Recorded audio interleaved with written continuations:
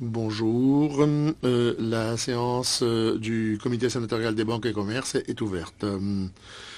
Nous en sommes à la 11e réunion de l'étude sur l'utilisation de la monnaie numérique, y compris les risques, les menaces et les avantages de ces devises électroniques. Le comité a reçu des exposés du ministère des Finances, de la Banque du Canada, de l'Agence du revenu du Canada et de l'Association des paiements du Canada. Nous avons entendu les témoignages d'universitaires dans le domaine de l'histoire économique et monétaire et du chiffrement. Le comité a également reçu obtenu les exposés du groupe de stratégie de Bitcoin, de l'échange Bitcoin et je me suis servi pour acheter 0,18 Bitcoin et je suis ravi de voir Monsieur Camper, même si j'ai une perte considérable que j'ai subie. Nous avons également entendu des entreprises qui s'occupent de systèmes de paiement Interac, PayPal, Visa, Mastercard, qui s'occupent de devises, de BitPay, un système de paiement de Bitcoin. La semaine dernière, le comité a entendu les témoins qui s'occupent d'une des devises électroniques Bitcoin, à savoir l'ambassade Bitcoin, l'Alliance Bitcoin du Canada et la Fondation Bitcoin. Aujourd'hui, nous accueillons M. Andreas Antonopoulos, considéré comme étant le gourou du Bitcoin. Il nous a été proposé par plusieurs témoins antérieurs. Monsieur Antonopoulos est un entrepreneur et un auteur dans le domaine du Bitcoin. C'est un informaticien formé au Collège universitaire de London. Son domaine sa compétence porte sur le Bitcoin, les crypto-devises, la sécurité informatique, la cryptographie, l'informatique de nuage, les centres de données, Linux et les logiciels de robotique. Il a publié plus de 200 articles à l'échelle mondiale. Il est un professionnel des systèmes de sécurité d'information et il est un hôte permanent d'un webcast qui s'appelle Let's Talk Bitcoin. Monsieur Antonopoulos est également un porte-parole fréquent à l'expo Bitcoin de Toronto. Il a écrit le livre sur Bitcoin qui s'appelle Mastering Bitcoin, Unlocking Digital Currencies. C'est avec très grand plaisir que je cède la parole à M. Antonopoulos pour ses observations liminaires et les sénateurs pourront ensuite poser leurs questions. Monsieur Antonopoulos, bienvenue. À vous la parole. Merci, Monsieur le Président. Mesdames et Messieurs les membres du comité, je vous remercie de m'avoir donné l'occasion d'apporter ma contribution au sujet de la monnaie numérique. J'ai de l'expérience principalement en sécurité informatique et en architecture de réseau. J'ai une maîtrise en réseau et systèmes décentralisés, domaine dans lequel je travaille depuis 1992. J'ai travaillé pendant 20 ans dans les réseaux et centres de données de sociétés de services financiers avant de découvrir le Bitcoin à la fin de 2011. Je travaille à plein temps sur l'espace Bitcoin depuis 2 ans et j'ai écrit un livre sur le sujet pour les créateurs de logiciels. Aujourd'hui, je suis heureux de pouvoir vous parler de la sécurité du Bitcoin, l'architecture décentralisée qui sous-tend la sécurité du Bitcoin, et des répercussions de cette architecture sur la protection des renseignements personnels, l'habilitation individuelle, l'innovation et la réglementation. Jusqu'à l'invention du Bitcoin en 2008, la sécurité et la décentralisation semblaient être des concepts contradictoires. Les modèles classiques de réseaux de paiement financiers et bancaires reposent sur des contrôles centralisés pour assurer la sécurité. L'architecture des réseaux financiers classiques est fondée sur une autorité centrale, telle qu'une chambre de compensation. En conséquence, la sécurité et le pouvoir sont exercés par un acteur central.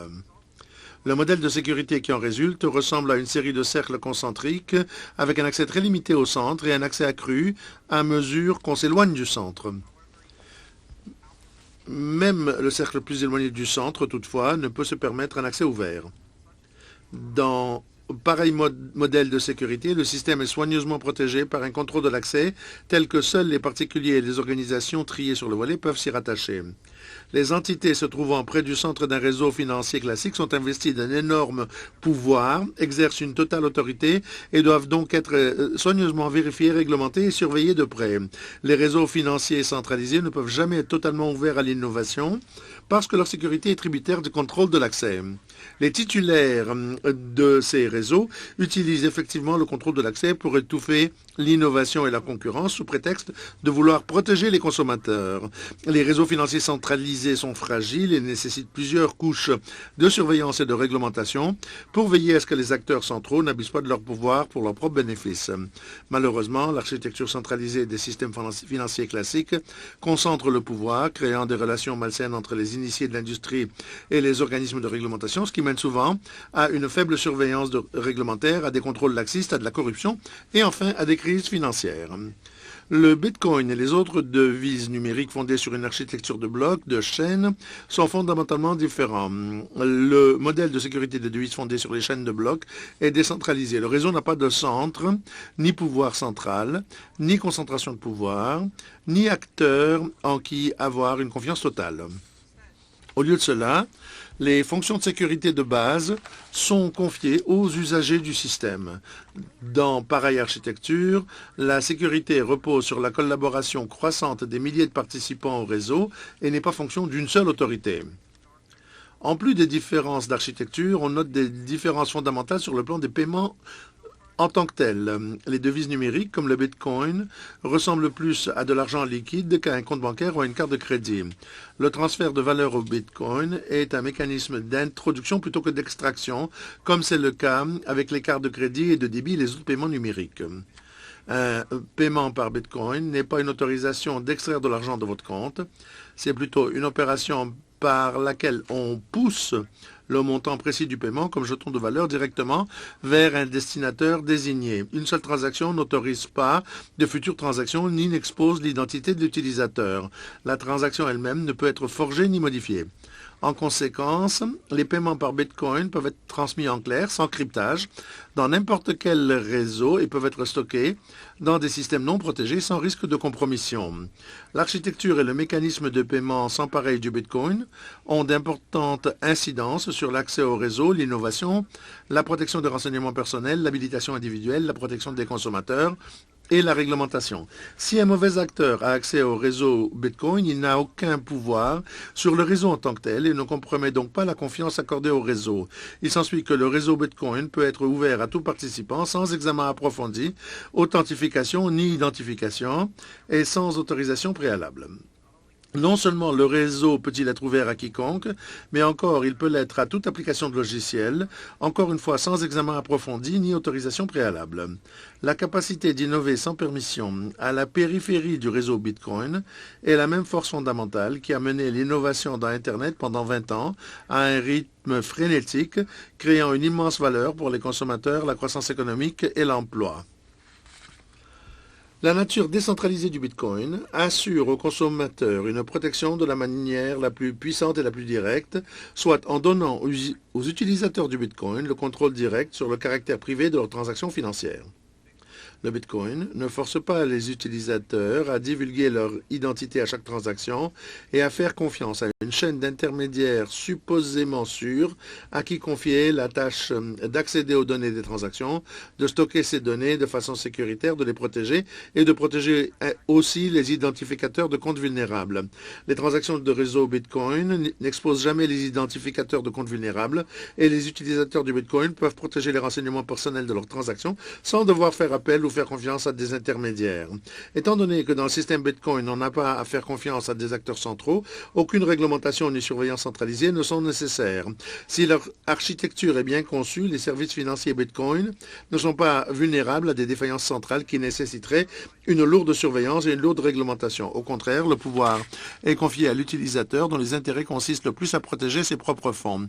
Bien que les portefeuilles de Bitcoin individuels puissent être ciblés et compromis s'ils ne sont pas adéquatement protégés, le réseau Bitcoin, en revanche, n'est pas exposé aux risques systémiques centralisés. Contrairement à la croyance populaire, le Bitcoin n'est pas sans réglementation. En effet, plusieurs aspects du réseau et du système financier Bitcoin sont régis par un algorithme mathématique. La réglementation algorithmique du réseau Bitcoin offre aux utilisateurs des résultats prévisibles, objectifs et mesurables, comme un taux prévisible d'émission de monnaie. Ces résultats ne sont pas assujettis à l'humeur d'institutions ou de comités centralisés qui souvent peuvent être corrompus et échapper à la surveillance démocratique. Un utilisateur de Bitcoin peut prédire ce que sera l'offre monétaire dans 30 ans au lieu de s'en remettre au choix de mots de quelques hauts responsables de la Banque centrale qui, par un seul adjectif, peut changer complètement l'orientation de la croissance monétaire la semaine suivante. L'architecture décentralisée du Bitcoin ne se conforme pas facilement aux attentes et aux expériences des consommateurs ou des organismes de réglementation parce qu'il n'y a jamais eu de réseau décentralisé et sécurisé de grande envergure auparavant. La combinaison décentralisation et sécurité est la nouveauté au cœur de l'invention du Bitcoin. En tentant de comprendre la protection des consommateurs, la surveillance, l'audit et la réglementation du Bitcoin, on court le risque que bien des gens tentent d'appliquer les modèles du passé qu'ils connaissent à ce nouveau système de monnaie numérique. Ces modèles sont tous centralisés, conçus pour assurer la réglementation, la surveillance des réseaux financiers centralisés. Les solutions centralisées seront certes plus faciles à comprendre et sembleront plus communes, mais il reste qu'elles sont toutes inefficaces et mal adaptées à cette nouvelle forme de réseau financier décentralisé. Je vous exhorte à résister à la tentation d'appliquer des solutions centralisées à ce réseau décentralisé. Si on centralise le réseau Bitcoin, on affaiblira sa sécurité, on émoussera son potentiel novateur, on lui enlèvera ses caractéristiques les plus perturbatrices, certes, mais aussi les plus prometteuses, tout en déresponsabilisant ses utilisateurs et en habilitant les titulaires. La protection des consommateurs ne sera pas réalisée par la suppression des caractéristiques de protection interne des renseignements personnels du réseau Bitcoin en demandant les identificateurs d'utilisateurs et l'ajout de mécanismes de contrôle d'accès au réseau Bitcoin pour ensuite remettre ces identificateurs entre les mains d'une chaîne d'intermédiaires. On ne fera que répéter les erreurs du passé en introduisant des points faibles dans un réseau qui n'en a pas. Nous ne pouvons pas protéger les consommateurs en leur enlevant la capacité de contrôler les renseignements personnels pour ensuite leur demander de les confier aux mêmes intermédiaires qui les ont laissés tomber tant de fois auparavant. La plupart des défaillances de la sécurité du Bitcoin résultent de tentatives mal avisées de centralisation et de déresponsabilisation des utilisateurs. Dans ce nouveau réseau financier décentralisé, nous avons l'occasion d'inventer de nouveaux mécanismes de sécurité décentralisés fondés sur les innovations comme l'entiercement à de multiples signatures, les contrats intelligents, les portefeuilles d'ordinateurs, l'audit décentralisé et les preuves de réserve algorithmique. Ce sont là les nouveaux outils de sécurité réglementaire décentralisés qui conviennent le plus aux monnaies numériques décentralisées. Je vous remercie de m'avoir invité à vous donner mon point de vue. Merci, M. Antonopoulos. Il semble que vos propos ont suscité un bon nombre de questions et j'aimerais tout d'abord faire une petite observation. Dans vos remarques, vous avez dit au comité que le modèle décentralisé des devises de chaîne de blocs est sûr et qu'il ne faudrait pas nécessairement, dans le système de la devise, il faudrait que les organismes de réglementation ne touchent pas à ce système. Centraliser le Bitcoin va affaiblir sa sécurité, dites-vous. J'ai écouté vos observations de très près, mais je n'ai pas pu m'empêcher d'observer que vous ne parlez pas du tout des activités illégales qui soutiennent une crypto-devise telle que le Bitcoin. Et je trouve surprenant que vous ne parliez pas du blanchissement d'argent ou du financement des activités de terrorisme, du fait de l'anonymat que confère le Bitcoin. Vous avez dit dans votre exposé que le réseau Bitcoin peut être ouvert à tout participant sans surveillance, sans authentification, sans identification et sans autorisation préalable.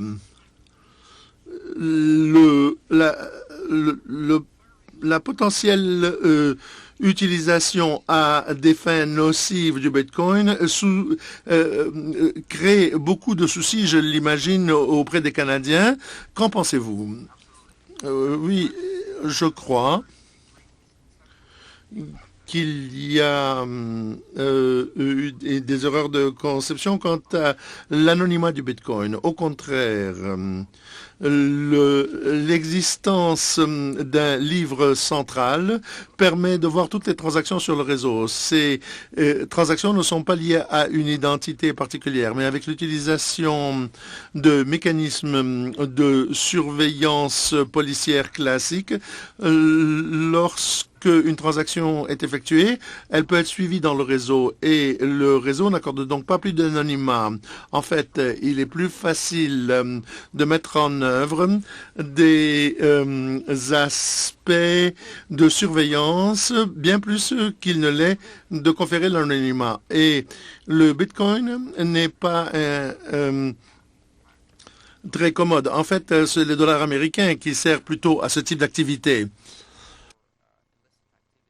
Je ne pense pas que le Bitcoin puisse servir pour ces utilisations nocives. Je vois plutôt que 6 milliards de personnes qui ont un accès très limité à des devises et à des marchés de crédit internationaux pourront s'en servir. Et cela l'emporte sur la toute petite minorité qui pourrait utiliser ces devises de façon illicite.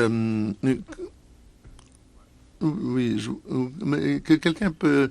nous voulions justement comprendre comment tout cela fonctionne, dit le sénateur Massicotte. Sénateur Black, suivi du sénateur Campbell. Merci beaucoup, Monsieur le Président, et merci Monsieur Antonopoulos. Sénateur Tkachuk, s'il vous plaît. Merci, Monsieur Antonopoulos, de votre présence. Nous trouvons beaucoup d'intérêt à ce que vous dites. Tout d'abord, voilà ce que j'attends que vous m'expliquiez.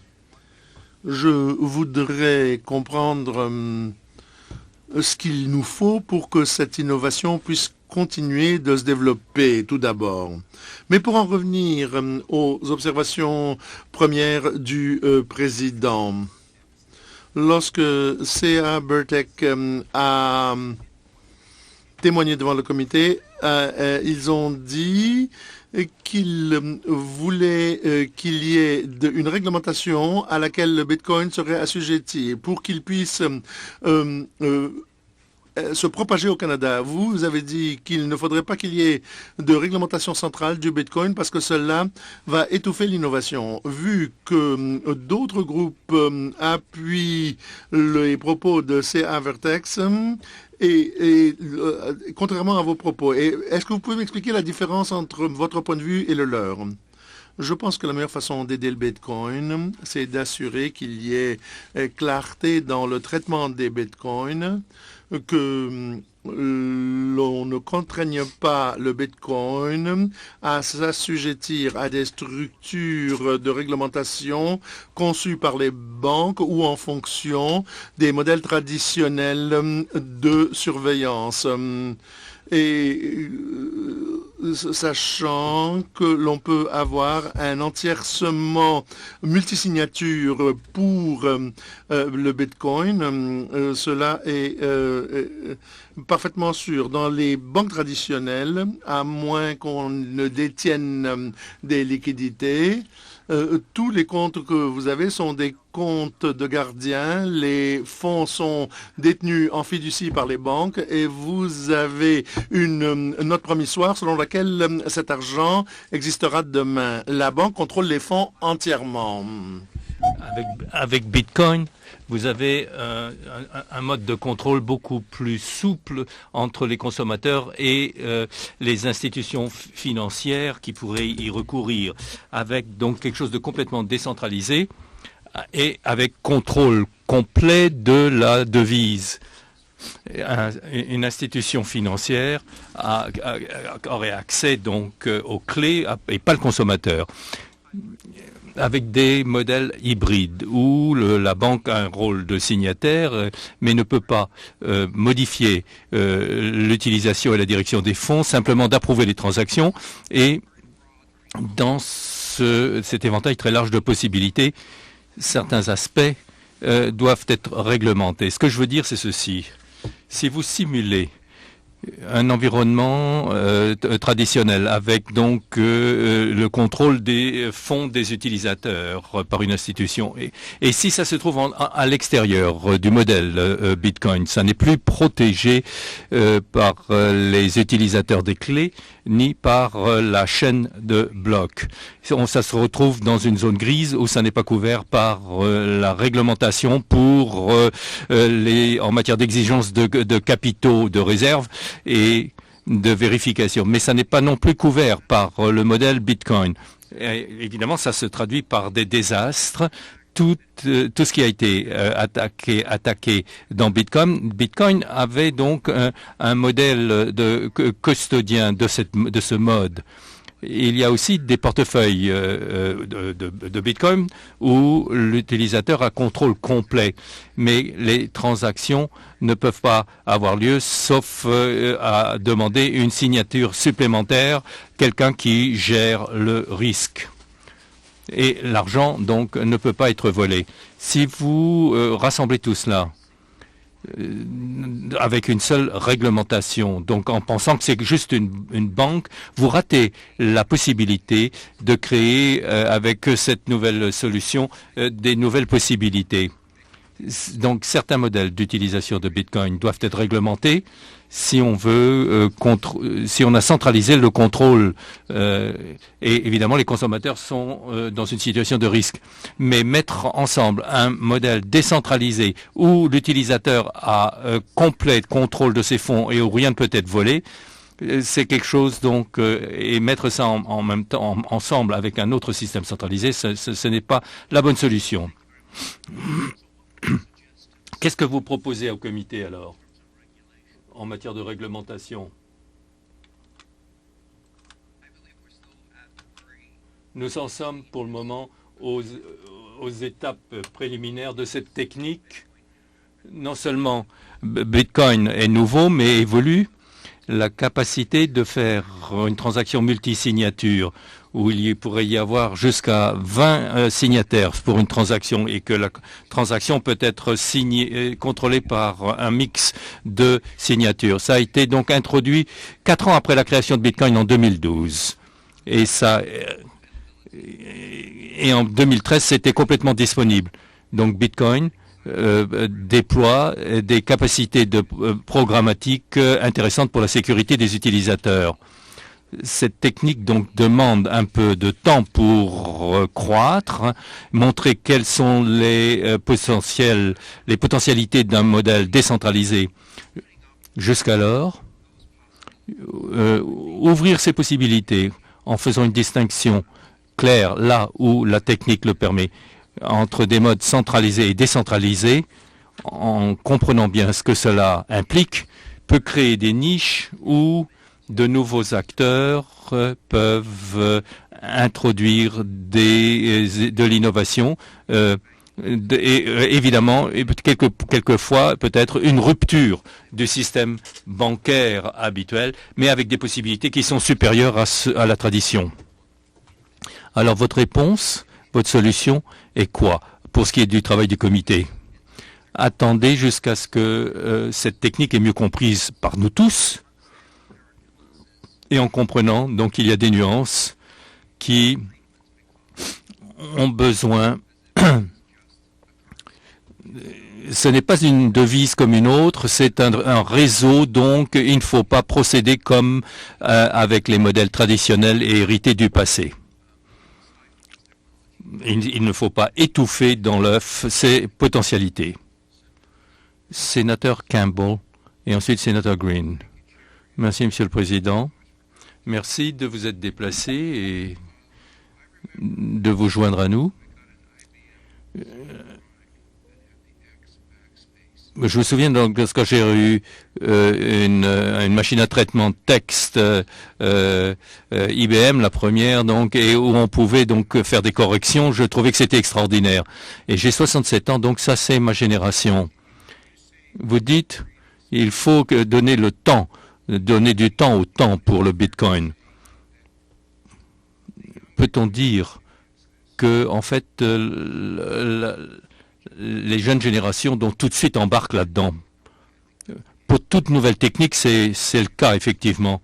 Peut-on dire à ce moment-là, je doute que moi je me serve de Bitcoin. Je ne comprends toujours pas très bien de ce dont il s'agit. Mais le sénateur Massicotte comprend apparemment. Mais quand je parle à des gens, à des jeunes de ce comité, ils n'ont aucune hésitation et ils pensent que c'est ça l'avenir. De fait, on m'a dit on m'a averti qu'il valait mieux que je m'abstienne de me mêler de tout cela. Mais alors, quand vous dites donner du temps au temps, ça veut dire quoi exactement? Parce que à quelle allure est-ce que ça va évoluer? Le Bitcoin aujourd'hui est à peu près dans la position où était l'Internet en 92.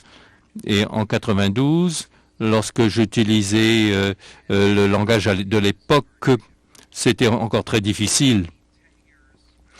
10 ans plus tard, ça avait déjà atteint les masses, parmi les jeunes notamment, et 20 ans plus tard, ma mère même a pu se servir de courriel. Au début, c'était très ésotérique. Seuls les spécialistes de l'informatique comprenaient. Et ma mère, qui est une technophobe, finalement, maintenant s'y est mise aussi. Je pense que ce sera... il faudra un certain temps pour Bitcoin, mais ça sera 3 fois plus vite. Nous avons déjà l'Internet comme médium. Nous n'avons pas besoin de construire les infrastructures à partir de rien du tout. Dans 8 ans, je crois qu'il y aura des applications très généralisées que nous pourrons utiliser de façon sûre, qui permettront aux consommateurs d'utiliser le Bitcoin d'une façon très sûre. Et pour le moment, nous n'y sommes pas encore. Une autre question? Ma question est celle-ci. Si vous n'avez pas besoin de surveillance centralisée, de contrôle centralisé, vous dites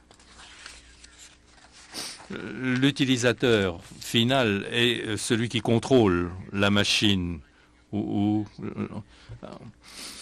Alors, si personne n'est là pour savoir qui est l'utilisateur final, comment est-ce que nous ne pouvons pas être certains que ici, les 6, par exemple, ou d'autres, n'utilisent ceci pour des transferts d'argent et de fonds d'un bout à l'autre du monde? Les possibilités d'utilisation positive de cette technique dépassent largement les possibilités négatives. Ici, utilise certainement de l'argent en cash qui a été volé au cours de raids et certainement pas des bitcoins. Il s'agit de bien comprendre que c'est une technique qui peut apporter l'inclusion économique à des gens qui n'en jouissent pas aujourd'hui. Exactement comme les cellulaires ont permis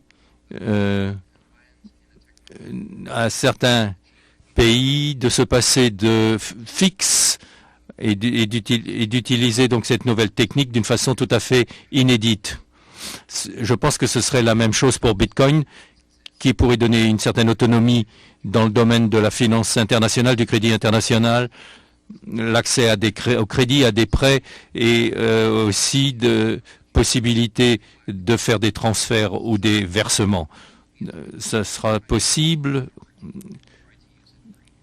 Et je crois qu'il y aura une petite minorité qui utiliseront cela pour de mauvaises fins. Et je crois qu'on pourra, d'ailleurs, que les autorités pourront suivre le cheminement des fonds sur Bitcoin, peut-être mieux d'ailleurs que dans le système traditionnel. Bitcoin, par hasard, est la crypto-devise la plus transparente. Il y en a déjà plus de 500 autres. Et si Bitcoin ne peut pas fonctionner de façon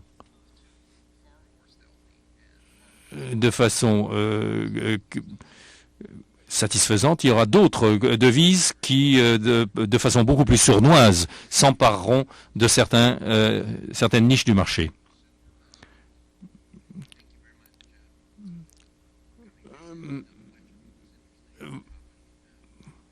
Sénateur Green. Voilà donc un sujet passionnant, un des plus passionnants que j'ai pu discuter ici depuis que je suis au comité. Je lisais hier soir votre document. Ce qui m'est passé par l'esprit, c'est ceci, et dites-moi ce que vous en pensez. Bitcoin et ces nouvelles devises ne peuvent pas faire l'objet de piraterie parce qu'il n'y a rien à pirater. Est-ce que c'est vrai? Est-ce que vous pourriez me le dire? Est-ce que vous pouvez commenter cela de façon simple? Parce que je pense que ça intéresse beaucoup de gens. Les portefeuilles individuels, mon portefeuille Bitcoin peut être piraté, mais le système dans son ensemble ne peut pas être piraté. Et je dis ça avec certitude et confiance, parce que depuis 5 ans et depuis 1 an et demi à peu près, plus récemment, avec donc des transferts de valeur de plus de 5 milliards de dollars, il n'y a pas eu manque de personnes qui cherchaient à pirater. Mais Bitcoin a changé la dynamique du cybercrime. Il y a eu une escalade des attaques avec une cible pour les pirates qui est une cible très fluide, puisqu'il s'agit des ordinateurs individuels et les pirates ont essayé. Mais Bitcoin ne peut pas être piraté parce qu'il y a eu des attaques innombrables de pirates. Donc il y a une différence entre le système globalement, qui est un système dynamique qui répond à ces attaques de cybercrime, et les portefeuilles individuels. Je pense que c'est un développement comme l'Internet. Je me souviens qu'il y a eu une époque où les pirates pouvaient paralyser Yahoo ou Microsoft pour une journée entière. Ils ne peuvent plus le faire. Et ça n'est pas qu'ils n'essayent pas, parce que ces systèmes dynamiques qui sont exposés à ce genre de stimuli développent des résistances et sont de plus en plus résistants. C'est donc des systèmes qui sont de plus en plus résistants et de plus en plus stables. Et Bitcoin n'est pas statique, continue à évoluer et résiste de plus en plus aux attaques. Très intéressant. Merci. En réponse au sénateur précédent, vous avez répondu qu'il y avait 500 autres crypto-devises. Quelle est l'importance de Bitcoin par rapport à ces autres devises électroniques? Est-ce qu'il y a donc une concurrence ou est-ce que ce sont des duplicata? Oui, je pense que ce sont des duplicata de façon générale.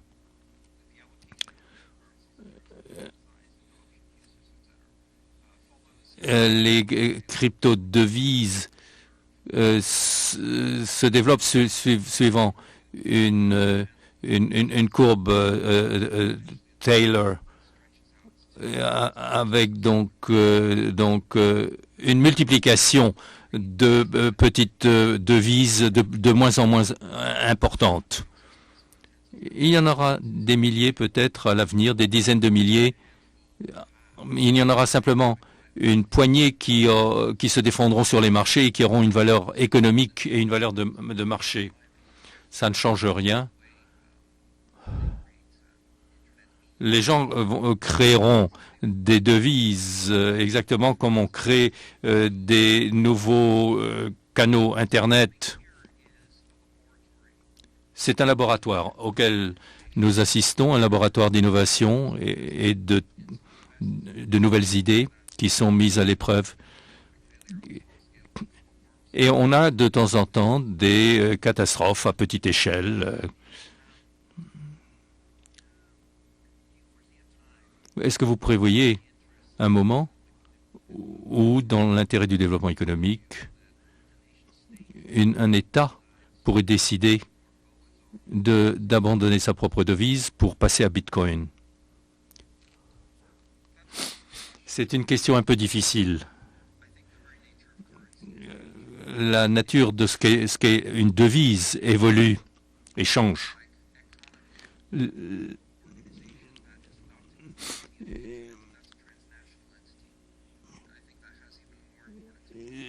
crois évidemment que cette devise qui met en cause Internet a beaucoup d'importance pour l'avenir.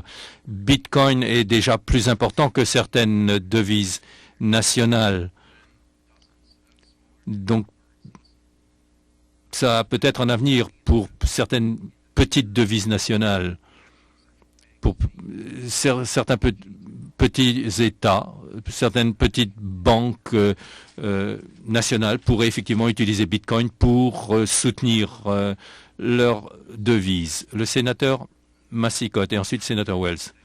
Merci, Monsieur le Président. Merci de vous être déplacé. C'est très utile et très intéressant. Je vais revenir à la question de notre président. Vous découragez de recommander quelque forme d'identification et vous dites que tout est visible, la chaîne est très visible, mais ce que vous ne voyez pas, c'est qui est derrière la chaîne. Voilà pourquoi les gens qui auraient des intentions néfastes pourraient vouloir se cacher derrière cette chaîne pour du blanchiment d'argent, des transferts de fonds. Et ça, effectivement, c'est négatif, ce que je dis. Évidemment, mais ce que vous nous dites, c'est ne faites rien pour restreindre les flux, parce que vous nous dites les aspects négatifs potentiels sont moins importants que les aspects positifs. La chaîne est visible, mais pas l'identité des personnes. C'était la question, je crois, du président. Il y a deux aspects importants et intéressants. Imposer une identité ne serait pas efficace, parce qu'il y aura toujours des canaux où des transactions non identifiables pourront être créées avec Bitcoin ou autre. J'ai reçu 3 coups de téléphone aujourd'hui automatiques pour me faire de la pub pour de la prévention, donc de fraude au visa, à la carte Visa. Et parce que je me déplace, je suis en voyage, et à chaque fois que je suis en voyage, je reçois ce genre de coups de fil. Et parce que je révèle donc mon identité en quelque sorte en utilisant ma carte, ça met donc en danger non seulement ma vie privée, mais ma viabilité financière. Je regarde. Je vois ici et là, donc, sur les médias, dans les médias, on parle de ici et là, tel groupe qui a perdu 50 millions d'identités de détenteurs de cartes et de numéros. Alors, il y a des systèmes de sécurité, de protection. On ne peut pas tout protéger. Il faut arrêter d'avoir des systèmes qui permettent à des tiers de retirer de l'argent de nos comptes. Bitcoin ne le permet pas, justement. Et toute tentative de réglementer ça, selon l'ancien système, échouera. Vous reconnaissez cependant que ce genre de système pourrait encourager le blanchiment d'argent, mais vous le reconnaissez, mais ce que vous nous dites, c'est que les bénéfices pour notre société sont plus importants que les désavantages. La technique de chaîne de blocs permet donc de protéger l'identité en principe, mais je crois qu'il ne faut pas jeter le bébé avec l'eau du bain. Nous sommes un peu plus âgés que vous, mais à chaque fois que vous regardez, par exemple, ce qui se fait dans les banques centrales, à chaque fois, elles ont des nouvelles théories tous les 20-30 ans sur l'offre d'argent, etc. Et 30-40 ans plus tard, on a dit « Ah non, on s'était trompé ». Cela dit, lorsque je regarde votre algorithme, vous nous dites nous allons pouvoir prédire la croissance nécessaire de cette devise, mais dans 30 ou 40 ans, est-ce qu'on dira que vous vous êtes peut-être trompé? Alors, à votre avis, qu'est-ce qui pourrait être faux dans tout ce que vous nous dites en matière de prévision? Alors, dites-nous, où est-ce que peut-être vous auriez pu vous tromper? Ce qu'il faut bien comprendre, c'est que la politique monétaire de Bitcoin est une recette parmi d'autres. Et le Bitcoin donc permet d'avoir des nouvelles politiques financières. Et si la politique de Bitcoin est fausse, fait fausse route, les gens passeront à d'autres crypto-devises de ce type.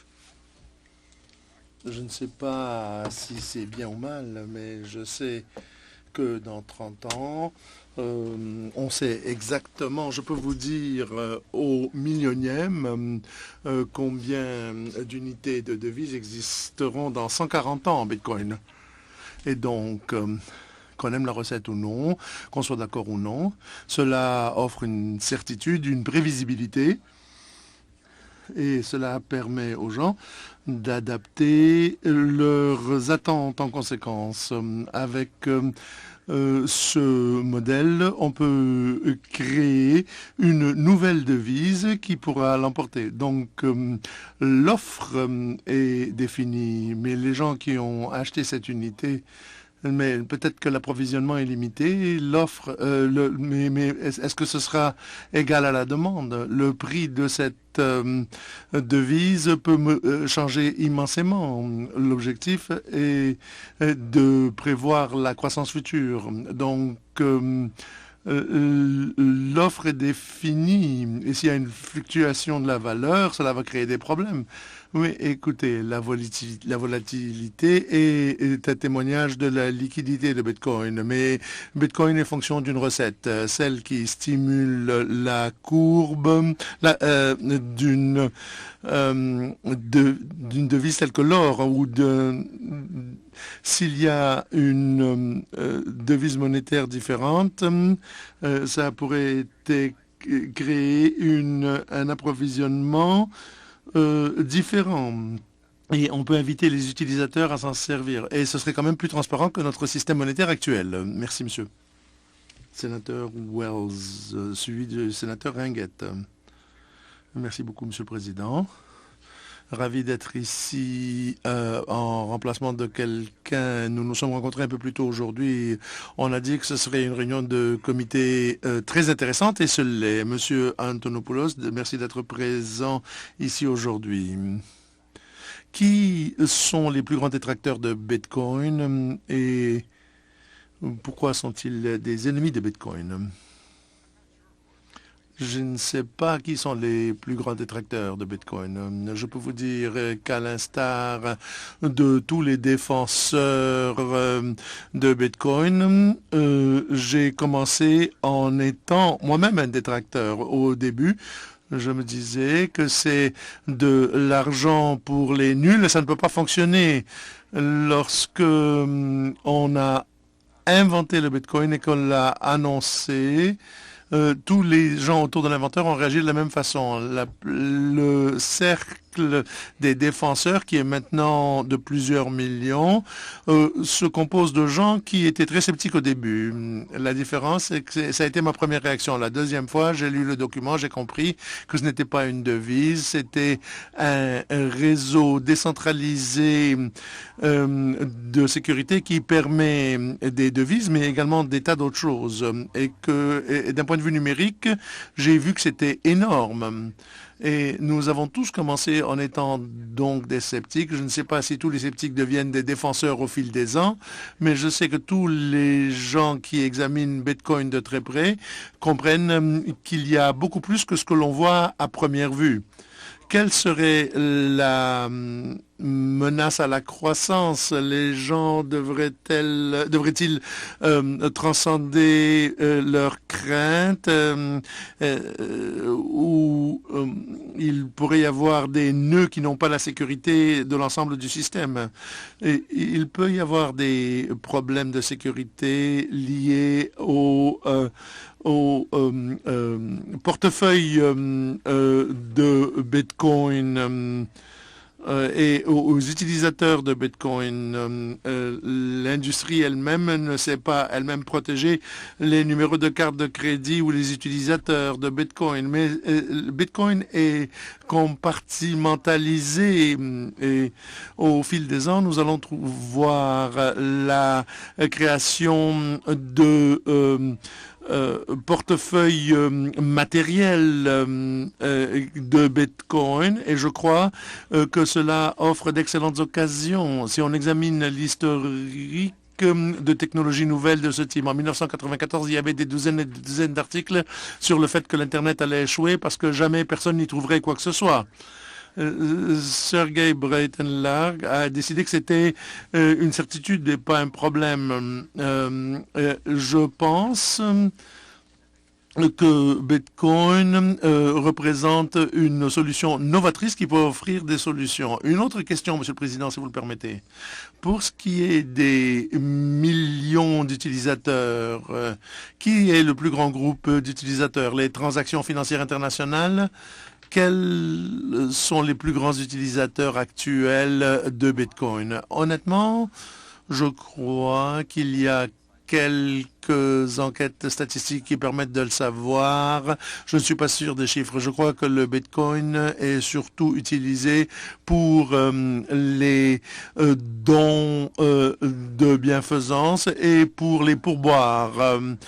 C'est un groupe de professionnels technologiques très restreint qui s'en sert. Il y a beaucoup de nerds, mais c'est comme pour toutes les autres technologies, ça devient de plus en plus intéressant pour un plus vaste groupe démographique.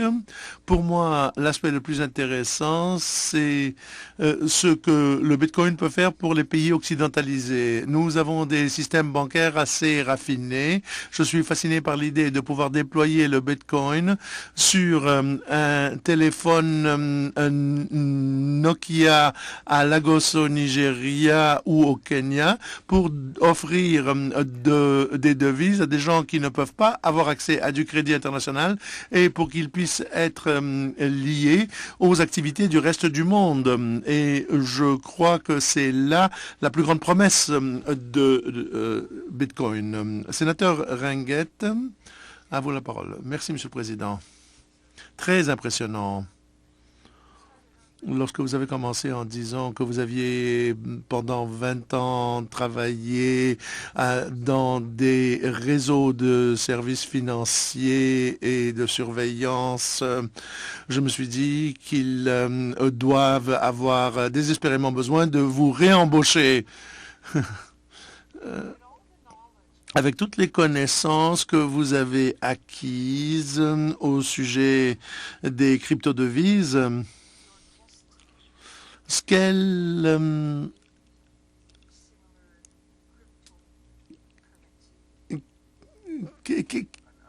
je ne suis pas sûr de comprendre la question. Comme vous l'avez dit, il y a 500 devises différentes sur les réseaux. Quel serait le coût de mettre au point, de créer une devise, une crypto-devise de ce type à l'heure actuelle? Eh bien, tous les jours, quelqu'un décide que Bitcoin n'est pas la bonne réponse et qu'ils en ont une meilleure et ils choisissent d'essayer de construire une meilleure crypto-devise. La technologie des blocs de chaîne a permis de prendre l'inclinaison des gens à créer une devise comme une expression de valeur qui existe dans toute société, depuis les temps préhistoriques, avec les plumes et les perles, avec l'argent d'entreprise et toutes les formes de cartes qui existent, l'argent de Monopoly qui est utilisé à diverses fins.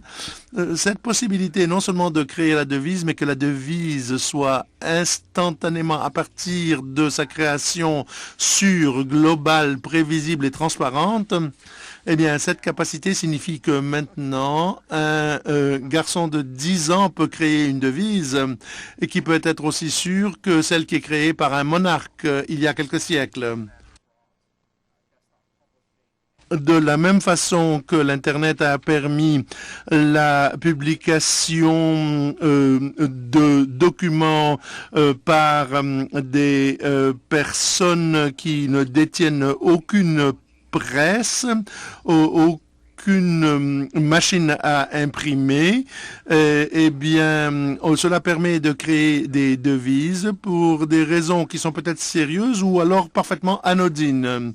Et cette devise est immédiatement globale et impossible à reproduire et sans coût. En fait, vous pouvez aller sur un site web et créer la devise ringuette aujourd'hui pour un cinquième et un dixième d'un bitcoin pour un très petit montant.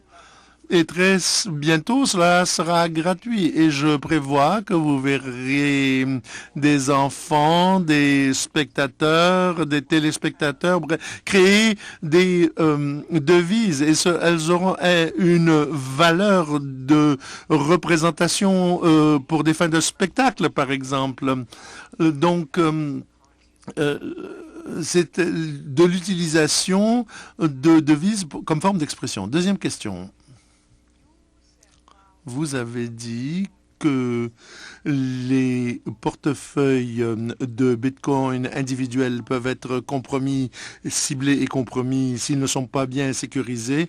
Eh bien, comment peut-on bien sécuriser son portefeuille de Bitcoin avec beaucoup de difficultés à l'heure actuelle et avec beaucoup de compétences techniques. Et c'est l'une des problématiques qui doit être réglée au cours des années à venir pour que les bitcoins soient utilisables par tout le monde. Actuellement, c'est difficile de le faire parce que nos systèmes informatiques ne sont pas conçus pour sécuriser de l'argent purement numérique qui réside sur votre téléphone numérique ou sur votre ordinateur maison.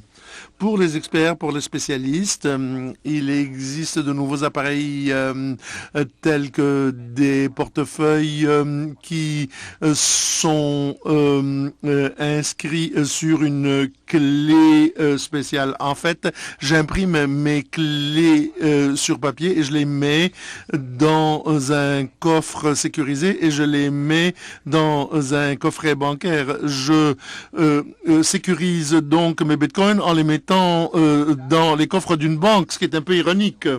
Mais en fait, cela me permet d'avoir la plus grande sécurité que je puisse utiliser parce que la sécurité physique est une chose que nous connaissons. La sécurité de l'information s'accélère grâce à Bitcoin et beaucoup d'innovations se produisent sur cet espace et c'est très excitant. Bon, très bien. Troisième question. Vous avez dit qu'une personne peut acquérir un prêt en Bitcoin. Comment ferait-on cela? Et il y a déjà des organismes qui mettent en œuvre un système de prêt de pair à pair. Dans les devises traditionnelles, il y a lending.com. Je peux prêter de l'argent à un Américain. Il va payer un taux d'intérêt plus faible qu'une carte de crédit. Et si je diversifie mes prêts suffisamment et je n'investis qu'un petit montant dans chaque prêt, je peux souffrir un taux de défaut de paiement assez faible. Ce modèle peut s'étaler à l'échelle mondiale. Je peux prêter de l'argent en Bitcoin et il y a des entreprises qui le font déjà à quelqu'un où que ce soit dans le monde. Et en fait, dans ce cas, j'investis peut-être dans 2-3 000 prêts différents, de sorte que le défaut de paiement sur un de ces prêts n'affecterait pas l'ensemble de mes avoirs. cela a des répercussions considérables pour le crédit à l'échelle mondiale, parce que non seulement cela permet aux pays du tiers-monde d'obtenir du crédit, mais cela permet aux pays industrialisés d'investir leur argent directement auprès des emprunteurs, sans des intermédiaires, à des frais beaucoup plus faibles. Oui, oui, mais vous avez un intermédiaire. Il y a cet organisme qui, en quelque sorte, réoriente l'argent que vous êtes prêt à accorder à des prêts ou à des emprunteurs. Donc, aujourd'hui, oui, il y a ces tierces parties, mais avec Bitcoin, c'est là une des choses merveilleuses qui se produit. Beaucoup des services financiers traditionnels peuvent être réélaborés de façon entièrement novatrice, sans intermédiaire. Cette absence d'intermédiaire, ces liens directs entre les acheteurs, les consommateurs, les prêteurs, les créanciers, sans intermédiaire, c'est le pouvoir magique de Bitcoin. C'est pourquoi cette invention c'est ce que cette invention nous a permis de faire. Donc, avec Bitcoin, nous pouvons avoir un marché parfaitement décentralisé de créances et de prêts. Et cela permet l'accent à un vaste bassin de crédit et c'est une perspective très excitante. Bon, très bien. De votre point de vue, et Monsieur le Président, ce sera ma dernière question. Si le Canada instaurait certaines réglementations comme certains témoins nous l'ont demandé, et que si le monde ne suivait pas, si le G7 ne suit pas et ne propose pas des réglementations similaires, quel serait le pour et le contre de cette situation? Très intéressant. Nous voyons déjà une fragmentation de la réglementation considérablement dans l'État de New York. On voit une réglementation qui semble être très semblable à celle de la réglementation bancaire et qui n'est pas tout à fait adaptée à Bitcoin. Et simultanément, il y aura d'autres formes de réglementation. Donc aux États-Unis, nous allons avoir un patchwork de réglementation. Et je crois qu'on va voir la même chose dans d'autres pays. La technologie de Bitcoin est telle qu'elle peut fonctionner de façon transfrontalière et très efficacement. Les entreprises de Bitcoin peuvent se retrouver dans la zone de moindre friction et créer les emplois et les innovations à l'endroit où l'information est la plus idéalisée pour Bitcoin. Je crois donc que le Canada et que d'autres pays qui examinent cette réglementation très soigneusement plutôt que de foncer ont une attitude qui peut être positive pour ces industries. Une des industries qui crée des milliers d'emplois aujourd'hui, ce qu'on ne peut pas dire d'autres industries, c'est justement les industries Bitcoin. Merci beaucoup. Sénateur merci beaucoup. J'ai lu vos notes hier soir et cela donne suite à ce qu'a dit la collègue au sujet de la réglementation. Notre comité voudrait présenter des règlements pour protéger les Canadiennes, les Canadiens. Vous dites que certaines personnes peuvent faire l'objet d'attaques cybernétiques. Que des entreprises ont dépensé des millions de dollars pour leur architecture de sécurité pour protéger les données fournies par les consommateurs. Nous voyons combien ces architectures sont vulnérables, que des données ont été perdues, que des banques ont fait l'objet de piratage et que des cartes de crédit ont été piratées. Et maintenant, vous préconisez un système décentralisé alors que le système bancaire traditionnel se fonde sur les mesures de protection des consommateurs. Nous voulons protéger les Canadiens. Donc, comment faire cela avec Bitcoin et avec ce que vous proposez? Je comprends la justification de l'accès, s'agissant par exemple de l'Afrique et des pays où l'on voit la révolution du téléphone portable, mais parler un peu de l'aspect de la protection des Canadiens qui vont se livrer à plus de transactions Bitcoin à l'avenir. Eh bien, l'un des grands échecs de la réglementation dans le milieu traditionnel, c'est qu'avec des identificateurs centralisés, il y a centralisation du risque. Lorsqu'un organisme tel que Home Depot ou Target est piraté et perd les identités de 60 millions de consommateurs, si cela représente un énorme impact, c'est parce qu'on stockait 60 millions d'identités au départ.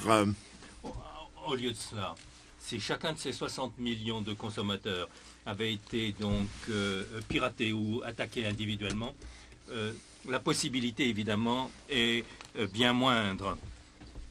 Donc, c'est l'avantage d'un environnement décentralisé. Il n'y a pas de registre ou de dépôt central où toute identité se retrouve, peut être trouvée et attaquée et piratée. Bitcoin propose un modèle très différent. Le risque est le contrôle, la maîtrise revient à l'utilisateur. Donc c'est un système beaucoup plus résistant aux risques systémiques. Et l'utilisateur a beaucoup de pouvoir, beaucoup de responsabilités de ce fait. Alors comment est-ce qu'on peut atténuer le risque? Le risque est déjà atténué par l'innovation. D'un côté, vous avez ce danger ou cette menace qui pèse sur l'individu dans une relation de 1 à 1. Et ensuite, il y a une mise en commun. Il y a ceux qui ont des clés, ceux qui ont les clés, où il y a des transactions aussi multisignatures, où pour libérer des fonds, ils font un certain nombre de signatures. Ces signatures pourraient appartenir à plusieurs personnes donc, qui utilisent une transaction d'un téléphone mobile à un PC, un ordinateur personnel, etc. Et il peut y avoir aussi des gens qui aient chez eux des coffres. Avec cette technique, les techniques donc, qui fournissent des services aux consommateurs, où toute transaction sera examinée et avec nécessité d'une troisième signature pour l'évaluation du risque. Mais la compagnie n'a pas le contrôle des fonds. Elle ne peut pas retirer des fonds. Elle peut simplement signer ou ne pas signer pour cette transaction et c'est simplement une garantie pour le risque. Donc ce sont des modèles intéressants parce que qu'on ne connaissait pas, parce que jusqu'ici l'utilisateur de base n'avait pas suffisamment de contrôle, le réseau n'était pas suffisamment ouvert ou l'institution n'était pas suffisamment souple. Donc j'ai une très grande confiance. Depuis 2 ans, on a assisté à beaucoup d'innovations depuis que cette nouvelle technique est devenue de plus en plus populaire. Et je pense que ça permettra d'être gagnant au total. Dans cet environnement, qui demande donc à l'utilisateur d'attacher son identité à chaque transaction avec un registre central, tout ça c'est donc de la folie, comme on l'a fait à New York, parce que ça empêche de penser à une nouvelle façon de penser tout cela. Et on s'expose aux mêmes risques systémiques avec une centralisation comme on l'avait avec les cartes de crédit. j'espère qu'on permettra au marché de trouver des solutions. Pour faire donc suite à mon collègue, le sénateur Black, vous avez dit qu'il fallait donner du temps au temps et qu'il fallait se donner une marge de manœuvre. Alors, comment est-ce qu'on peut planifier cela dans le temps? Les choses évoluent, mais si nous pensons qu'il faut une réglementation, comme on l'a fait par exemple pour l'Internet, par exemple pour la protection de la vie privée, ou les demandes d'information, et si nous devions passer par la loi, est-ce que vous pouvez nous dire ce que vous envisageriez comme législation gouvernant Bitcoin et les transactions? Si on regarde l'expérience de ce qui s'est fait sur Internet avec un modèle d'auto-réglementation et de déontologie, ça a été très efficace.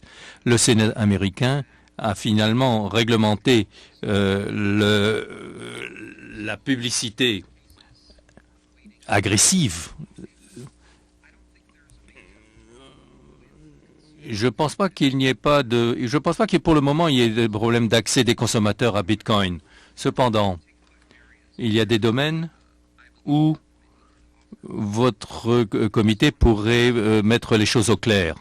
Faire une distinction très claire, par exemple, entre des comptes centralisés, institutionnalisés et les modèles décentralisés sans confondre les deux. Les comptes centralisés et institutionnalisés sont très dangereux pour les consommateurs. C'est un petit peu comme donc les institutions bancaires traditionnelles. Si par exemple si Vertex venait demander ici une réglementation, si Vertex a le contrôle des clés des consommateurs et c'est centralisé de façon institutionnelle, mais permet à des solutions décentralisées en fonction du modèle, en sachant donc qu'il y a des risques qui ne sont pas les mêmes pour les consommateurs et que donc on n'a pas besoin de la même réglementation que pour les autres modèles traditionnels. Et ça permettrait une innovation intéressante. Il est important aussi de penser aux exceptions. Il y a des exceptions déjà dans le droit actuel pour l'utilisation de petits montants pour l'échange. Par exemple, on ne va pas m'arrêter si j'échange quelques dollars américains contre des dollars canadiens ici, au coin de la rue. À petite échelle et pour l'utilisation personnelle, il faut que la loi soit très claire pour savoir que vous n'avez pas besoin de licence pour opérer et que les consommateurs de base ne doivent pas tomber sous le coup de réglementations qui ressemblent à la réglementation bancaire. Ma dernière question, Monsieur le Président. On a parlé donc des dangers. Qu'est-ce qu'on fait en ce moment pour lutter contre certains individus qui ont des intentions criminelles? Jusqu'ici, la répression traditionnelle a pu suivre et mettre fin à ce genre d'activité sur Internet. Et je n'ai pas entendu de demande pour un changement dont le réseau fonctionne. Et comme c'est un réseau mondial, personne ne le contrôle, personne ne contrôle Bitcoin, ni moi-même, ni personne d'autre. Le réseau lui-même permet une certaine transparence que les autorités peuvent utiliser. Le sénateur Hervieux Payette. On n'a eu aucune intervention en français. Je vais me permettre de vous poser une question en français. Est-ce qu'il y a des pays à l'heure actuelle qui le reconnaissent et ont encadré le Bitcoin?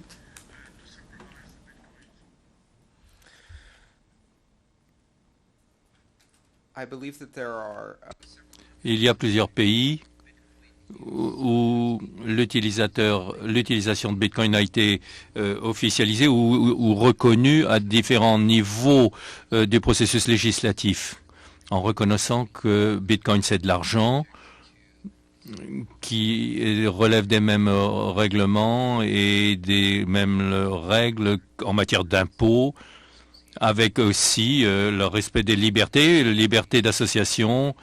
Et dans certains pays, Bitcoin s'intègre très bien au système de devises. Je ne pense pas que ça demande une législation particulière et je ne sais pas que si un pays a légiféré.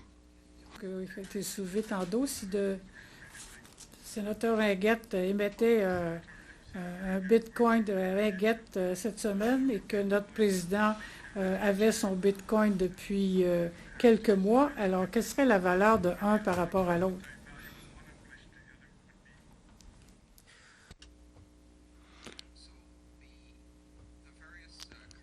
Les devises en circulation sont en rapport les unes avec les autres avec un taux flottant du marché qui est déterminé par les échanges entre individus, là où ces monnaies peuvent être échangées, achetées. Ce serait la même chose donc pour le taux de change entre le dollar canadien et le dollar américain. Toutes ces devises ont une valeur marchande flottante.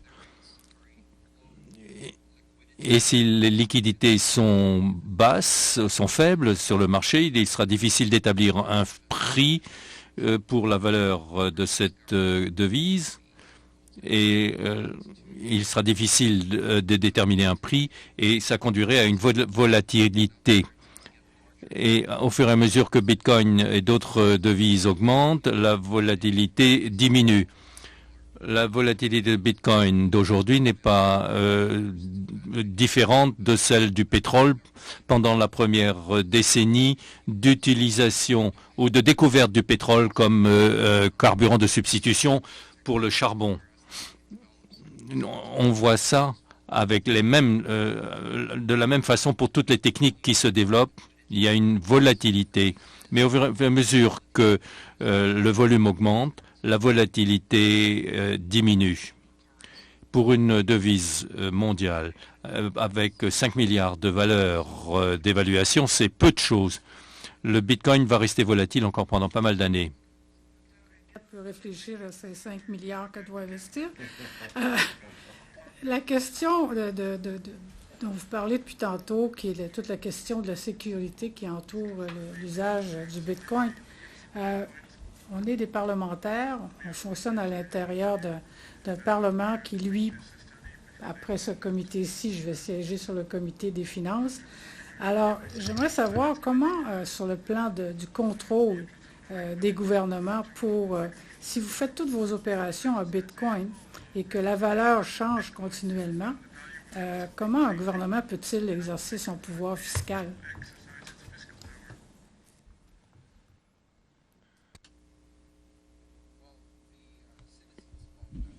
Les citoyens exercent par leurs achats un contrôle sur la devise et par l'achat d'unités de cette devise. Et Bitcoin n'est pas déréglementé, c'est réglementé par la mathématique et aussi par la dynamique du marché des utilisateurs, des participants. Même chose pour le prix du Bitcoin, c'est déterminé par les transactions. Et tout ça géré par l'utilisateur final. Et si les nationaux peuvent effectivement contrôler la devise, ils le feront. On parle de la valeur au mois de janvier et qu'on fait notre rapport d'impôt au mois d'avril. Quelle valeur on utilise finalement si on veut convertir pour être capable de faire un rapport aux autorités fiscales? Parce qu'il faut quand même remplir le rapport d'impôt, il faut établir une valeur et si la fluctuation est très grande, quand les quantités ne sont pas énormes, parce que les gens qui font des sommes faramineuses comme revenus par année, il n'y en a pas tant que ça. Donc, le Canadien moyen à 45 000 $ par année, quelle va être la valeur qu'il va mettre sur ses revenus du mois de janvier, février, mars? Comment cette personne-là pourra faire le contrôle de ses revenus?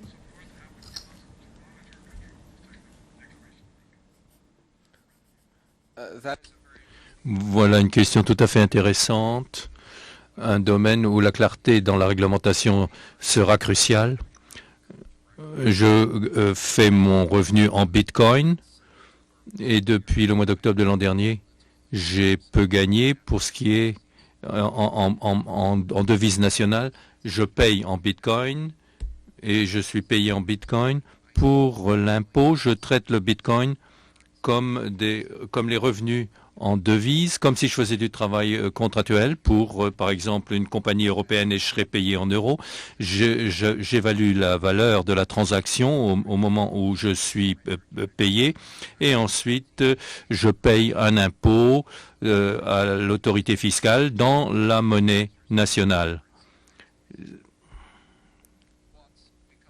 Ce qui devient difficile, c'est que dans le cas d'utilisation d'une devise, la classification et le code fiscal dépendent de l'utilisation que je fais.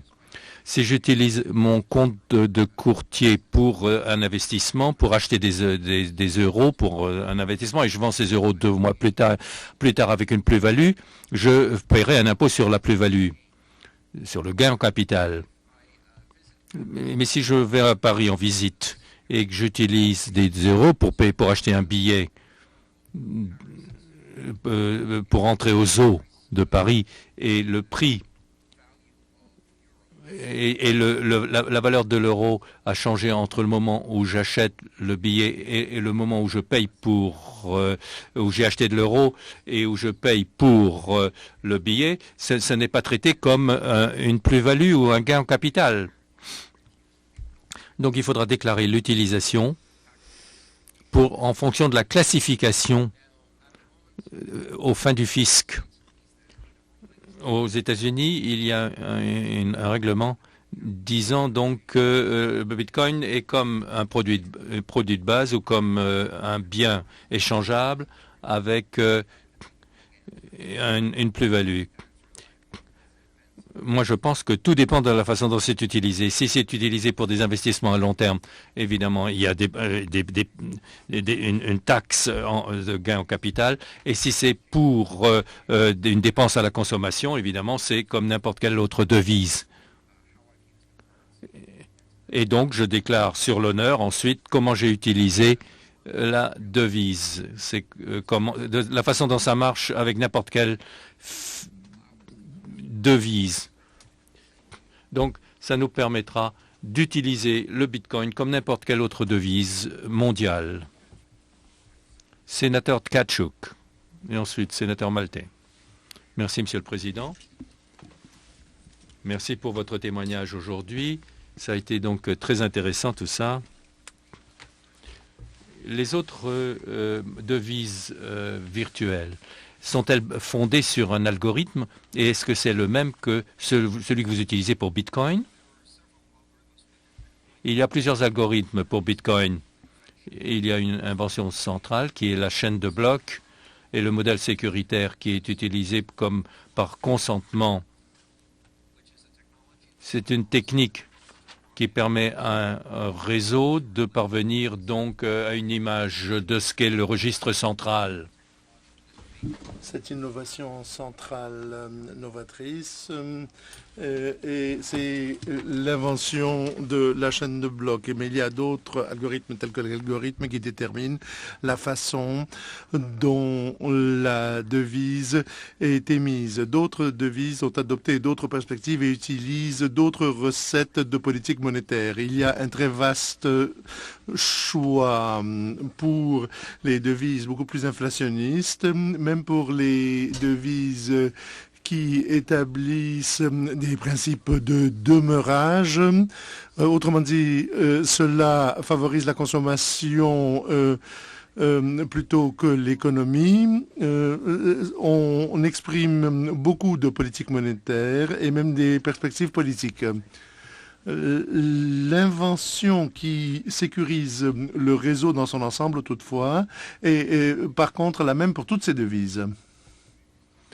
Dans des témoignages antérieurs, on nous a parlé des mineurs, des gens qui émettent la devise ou qui font l'exploitation minière, le minage de ces devises. Dans les journaux, des articles en juin dernier faisaient état d'une entreprise qui avait plus de 51% des activités de minage de Bitcoin. Est-ce qu'on peut donc établir un monopole d'émission des Bitcoins? Est-ce que cela met à risque l'ensemble de la devise? Y a-t-il des contrôles là-dessus? Comment cela fonctionne-t-il? Je crois qu'il est important de souligner le fait que le minage vise essentiellement à vérifier la transaction. La récompense, c'est de pouvoir émettre des devises pour avoir sécurisé le réseau. Et la récompense sert d'incitatif pour que le réseau reste sécurisé. La compagnie en question, qui est un organisme de minage, donc, fonctionne comme un bassin de loterie. Cela sert d'emplacement central où beaucoup de mineurs utilisent leur pouvoir collectif pour réaliser l'investissement. Alors que si vous jouez à la loterie tout seul, vous pouvez gagner, mais de façon très irrégulière. Mais si vous faites partie d'un bassin, vous pouvez avoir des paiements plus fréquents, mais plus faibles. Les individus ont des paiements très volatiles, mais s'ils travaillent en collaboration, c'est très différent. Mais lorsque GH a commencé, ils se ont atteint à peu près 40% et cela a entraîné une réponse du comité. Donc les mineurs individuels reconnaissant le risque pour la réputation du réseau, bien que je ne pense pas que ça a été un grand risque technique, ont retiré la capacité de minage et l'ont réorienté vers d'autres opérateurs. GHIO a vu son pouvoir cumulatif, de sorte qu'il est maintenant légèrement inférieur à 30% comme pouvoir du réseau, ce qui constitue un niveau de protection contre les attaques individuelles. C'est un montant très important, mais en même temps, ce n'est pas assez vaste pour constituer un monopole. D'un point de vue technique, un bassin de minage peut donc nuire à la capacité de traitement des transactions pendant un bref moment. Mais on ne peut pas pour autant réorienter l'argent des utilisateurs ni voler l'argent des utilisateurs. On ne peut que retarder le traitement des transactions. Ce n'est pas donc un aussi grand risque que le pensent certaines personnes. À de nombreuses reprises, nous avons vu que c'est un système qui s'autocorrige.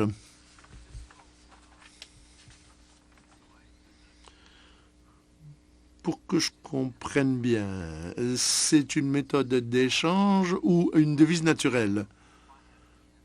Si j'ai du yen au Canada, je ne peux pas vraiment acheter quoi que ce soit. Je dois aller à une banque et l'échanger parce que personne ne l'accepte. Je dois aller à une banque et l'échanger contre des devises canadiennes afin de pouvoir acheter quelque chose. Et c'est la même chose dans chaque pays. Et dans chaque pays, ces dollars ont une certaine valeur. Et même si la valeur de la devise canadienne change un peu partout, je fais mes transactions en devise canadienne qui a la même valeur pour les produits canadiens sous réserve d'une augmentation ou de la diminution des valeurs des importations.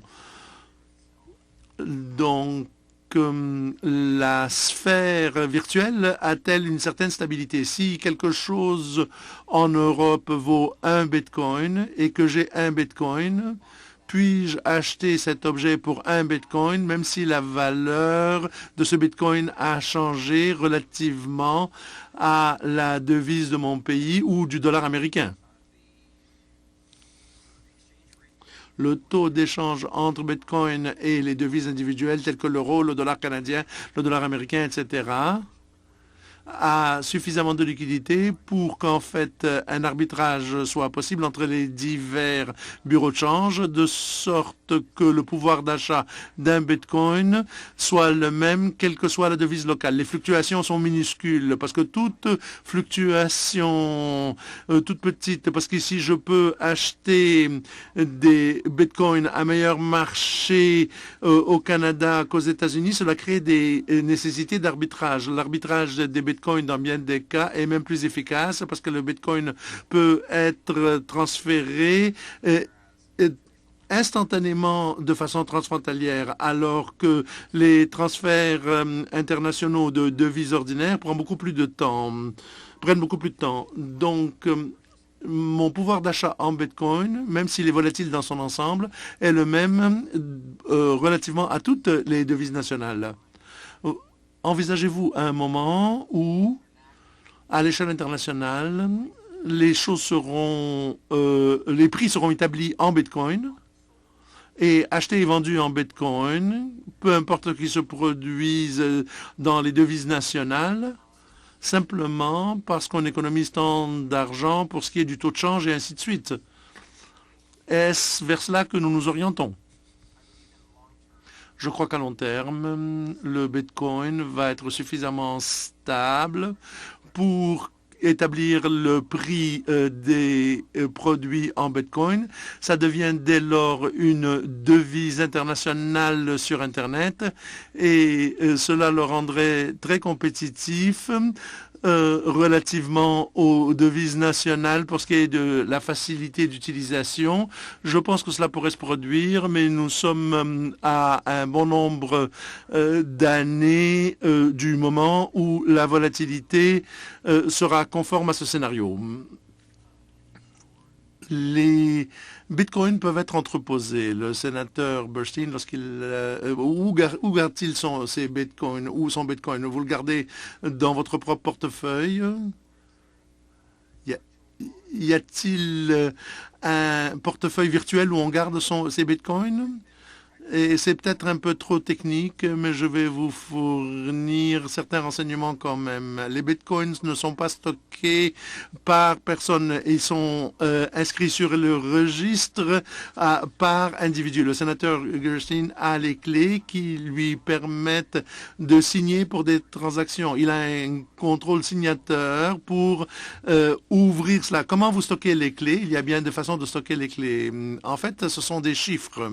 Donc, pour ma protection, j'imprime cela sur des papiers et je les mets dans un produit physique, des coffres par exemple. Mais je peux avoir des bitcoins sur mon téléphone portable en petite quantité, mais la vaste majorité est imprimée sur des copies physiques parce que c'est plus sûr, parce que on peut pirater cela si l'on rentre dans ma maison par exemple. Oui, mais il y a des entreprises qui font des milliers, des millions de transactions par jour. Les bitcoins peuvent-ils s'adapter à cela? Peut-on payer ou rémunérer 500 ou 1000 personnes en bitcoin, faire les déductions à la source et ainsi de suite? Non seulement peut-on faire cela, mais un programmeur à compétences moyennes peut le faire en quelques centaines de lignes d'un langage de programme tel que Python et lui demander de faire cela, ce qui est fascinant. Non seulement cela, mais cela peut se faire avec des transactions pour des milliers de personnes vivant dans 100 pays différents, ce qui est pratiquement impossible à faire avec les monnaie d'aujourd'hui. Si vous essayez de faire de la paye, par exemple, Google paye des milliers d'entreprises affiliées pour les coûts de publicité. Et le coût de ces transactions est énorme. Donc la possibilité de se servir d'une seule devise pour les paiements électroniques pour l'ensemble de ces transactions, cela peut se faire très rapidement, très efficacement et à l'échelle globale. Et à bon marché. Sénateur Maltais. Monsieur le Président, un petit commentaire et quelques questions. Je suis d'accord avec mon collègue, le sénateur Campbell, lorsqu'il a dit que les gens d'un certain âge pourraient avoir la difficulté à jouer avec ça. On a eu l'expérience ici, une machine Bitcoin qu'on a fait venir. Le président, généreusement, a acheté des Bitcoins pour 100 $. Il ne nous en a jamais reparlé. Bon, je ne sais pas qu'est-ce qui sont arrivés. Je ne sais pas s'ils ont été perdus dans la brume. Mais ça, c'est pas le problème, c'est pas votre problème. Mais vous avez dit, un utilisateur de Bitcoin peut prédire ce que sera l'offre monétaire dans 30 ans. Si un utilisateur de Bitcoin comme le président peut prédire qu'est-ce que sera l'offre monétaire dans 30 ans, je ne comprends pas que le ministre des Finances ne soit pas venu le chercher déjà puis lui demander au moins 5 ans d'avance ou 3 ans. En 30 ans, c'est loin, là.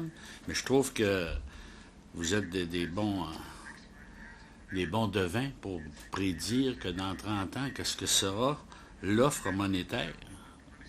C'est beaucoup. Je ne sais pas qu'est-ce que vous pouvez me dire là-dessus. In the case of Bitcoin Dans le cas des bitcoins en particulier, parce que cela est conçu pour simuler l'extraction des métaux précieux, quant à la progression du minage, on peut prédire combien de bitcoins existeront sur le marché à un moment donné. Cela ne veut pas dire que cet approvisionnement, que cette offre répondra à la demande. C'est simplement que nous savons ce que sera cette offre. Je dis qu'aujourd'hui, nous pouvons prédire avec une très grande précision ce que sera l'offre d'or au cours de l'année à venir parce qu'il a maintenant été extrait de façon prévisible.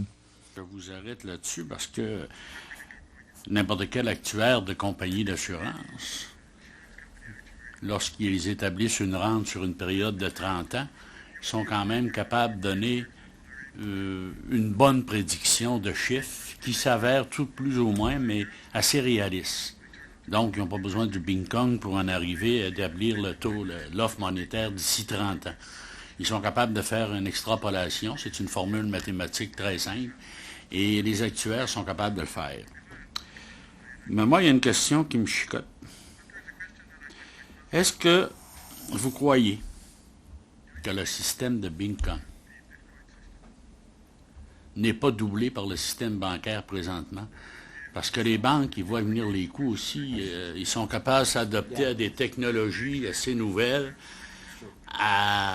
Et l'Association des banques mondiales, me semble que sur le plan capital, est plus forte au niveau de la recherche en technologie de monnaie numérique que Bitcoin peut l'être. Yes, indeed. I think Bitcoin. Oui, effectivement, je crois que Bitcoin, ou plutôt que l'invention de la technologie du bloc de chaîne, est une invention qui aura une influence considérable sur l'avenir des banques. J'ai eu plusieurs discussions avec des banques qui s'intéressent beaucoup à l'utilisation de systèmes similaires pour créer des réseaux plus efficaces dans les banques. Pour beaucoup de chambres de compensation bancaire, on a recours à des intermédiaires. Bitcoin permettrait aux banques d'effectuer ces opérations par un réseau qui simulerait le fonctionnement de Bitcoin. Les banques s'intéressent à Bitcoin pour offrir des services là où on ne peut pas installer d'infrastructure.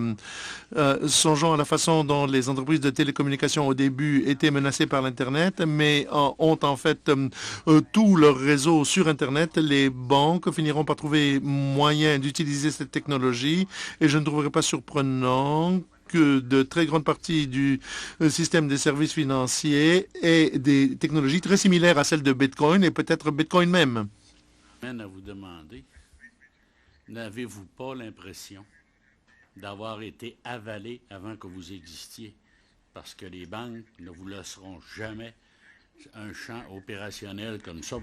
Je ne parle pas juste des banques canadiennes ou américaines, je parle de tous les banques au monde. Je ne pense pas qu'ils se laissent avaler comme ça sans dire un mot. Dans le moment, c'est vous qui avez la publicité dans les journaux, auprès des jeunes, puis bravo, je n'ai rien contre la technologie. Mais je ne crois pas que les banques se laissent arracher la laine sur le dos, comme ça, sans dire un mot et sans vous avaler, parce que vous n'avez pas les reins solides, là.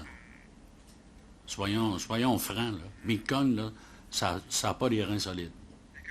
C'est tout du virtuel. Mm-hmm. Yes, indeed. In fact, I remember the... Oui, en fait, je me souviens de la même discussion lorsque l'idée que l'Union des télécommunications internationales pourrait être menacée par cette technologie naissante qu'était l'Internet était ridicule au départ. L'idée que les dirigeants du monde permettraient aux gens d'avoir sur Internet une liberté d'expression était ridicule et que l'Internet pourrait détourner la volonté des despotes dans le monde entier et ne serait pas immédiatement fermé chaque fois qu'ils estimaient que cela nuirait à leur autorité était ridicule. Et pourtant, toutes ces choses se sont produites.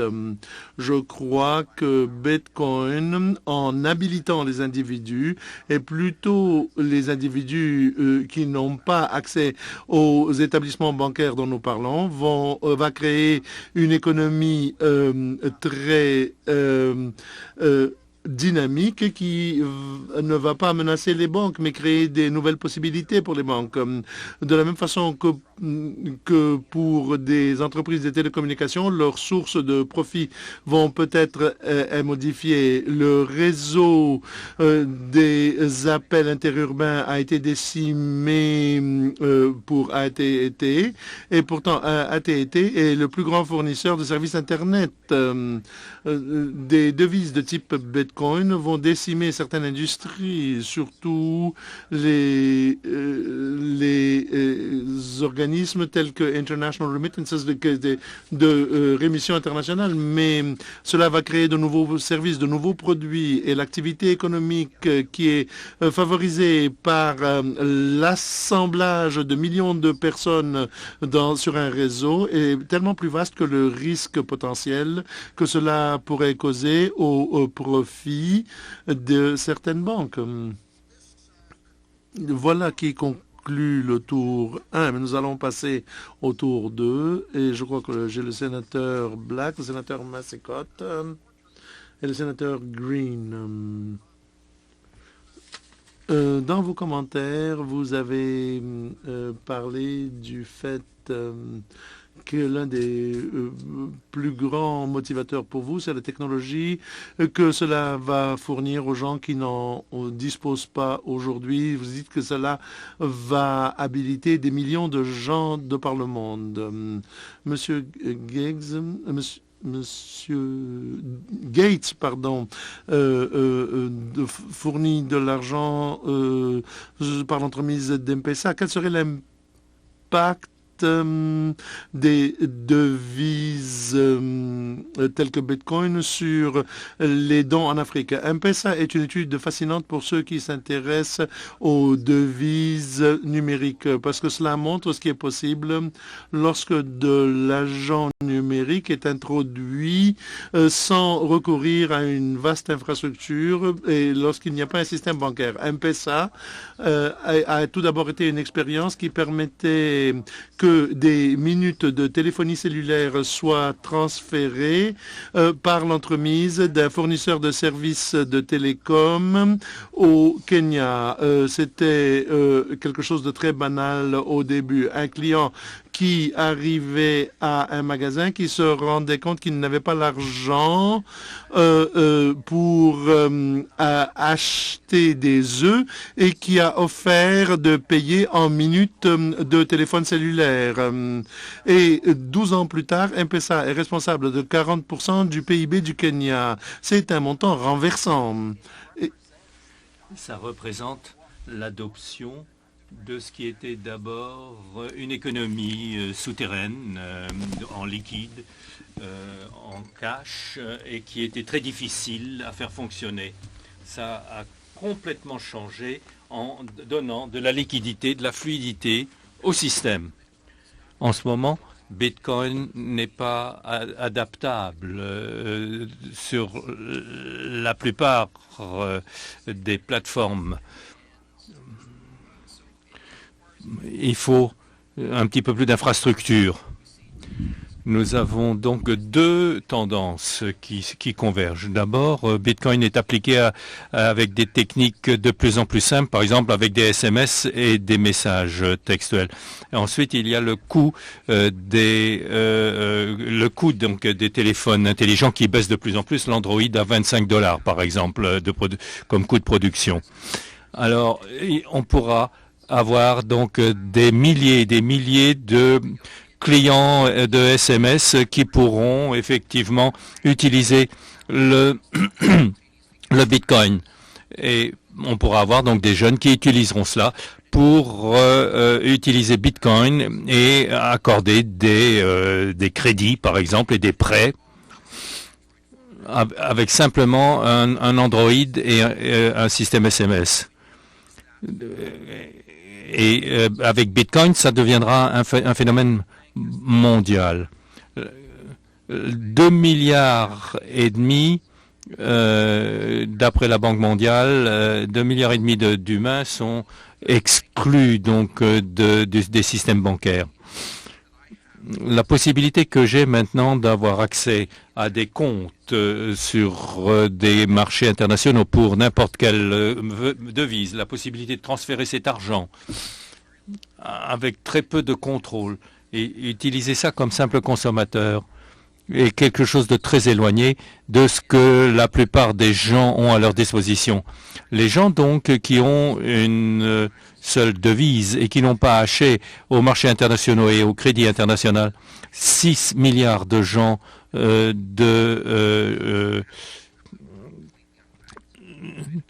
donc il y a 2,5 milliards de gens sur Terre qui sont exclus des réseaux bancaires.